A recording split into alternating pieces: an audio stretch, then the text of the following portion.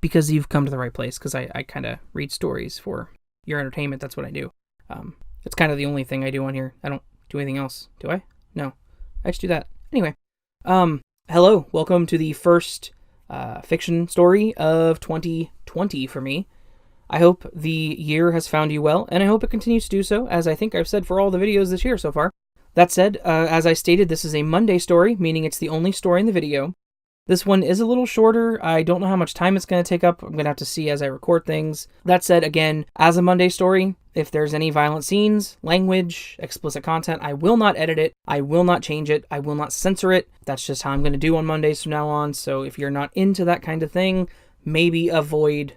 Well, don't avoid Monday videos. Just, watch them with viewer discretion. I don't know. Just enjoy it. I don't know. So here is I Can't Get Out.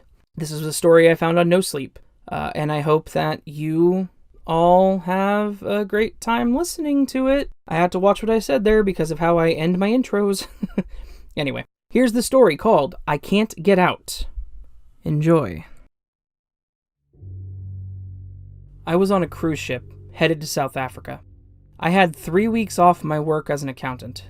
This cruise ship was extremely full, so that the personnel paired 2 random people as roommates. I had been paired with a 40 to 50-year-old guy, Francis Weifelberg. We quickly became friends, and we started sharing some stories and past experiences. It was the 3rd day on the ship, around 11 a.m. I was about to go out and get some fresh air after a good night's sleep, when I noticed Francis looking at a picture that caught my eye. It was a very old photo, showing a woman in her 20s. She was being looked at by about 4 children that didn't look older than 7. The woman had blacked out eyes and was spitting out a stream of some kind of fluid. I couldn't depict what it was, but it was bone-chilling. Hey, Francis, what is that? Oh, don't worry about that, it's nothing. His stare looked right into my soul and lingered for 20 seconds at least. The lights started to flicker, the boat shaking side to side like an earthquake. Francis had locked his eyes on me and wouldn't stop looking at me even if his life was on the line. The room was falling apart. Clashing almost rhythmically, you could hear the mangled screams of all the passengers. Suddenly, Francis started laughing maniacally and couldn't stop. The Francis I knew was gone. I saw the ceiling starting to crack and saw my inevitable end coming closer and closer. I looked out the window to appreciate the beautiful Atlantic Ocean before being crushed by hundreds of pounds of wood and metal. I look and see the woman. I jolt back, nearly falling in a hole on the floor. Francis's laugh got more and more maniacal. I could see the sky falling apart, showing what the outside of reality looked like. Darkness, the entire boat collapsed all at once, and my life flashed before my eyes. I wake up. I'm surrounded by cloaked figures. They're chanting some kind of prayer when one of them notices I'm awake, and they all pull out their daggers, stabbing each one of my limbs to the rotten wooden table. I scream in anguish when one of the cloaked figures takes off his hood. It was Francis.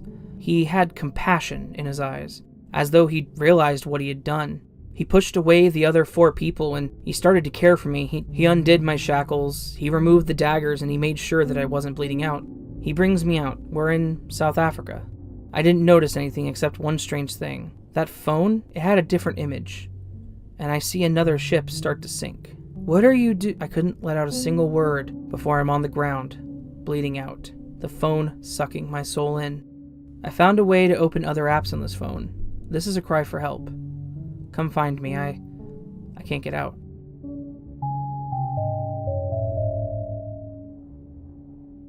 Well, there you have it. That is I Can't Get Out. I don't know if it's obvious, but Francis was looking at a photo on his phone at the beginning.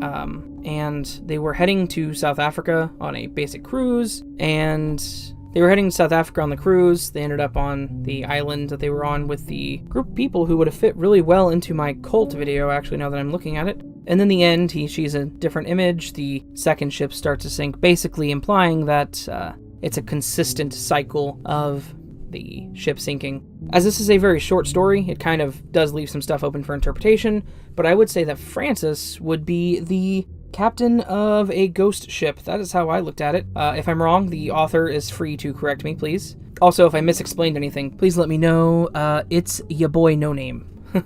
I'm sorry. Clearly, I'm not the type that would say itsyaboinoname.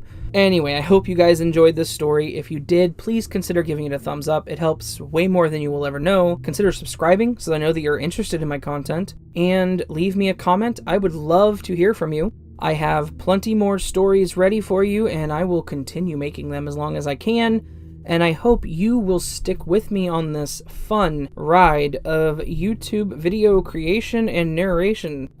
It's a really strange way to say that. I'm going to leave that there and just say that until next time, sleep well.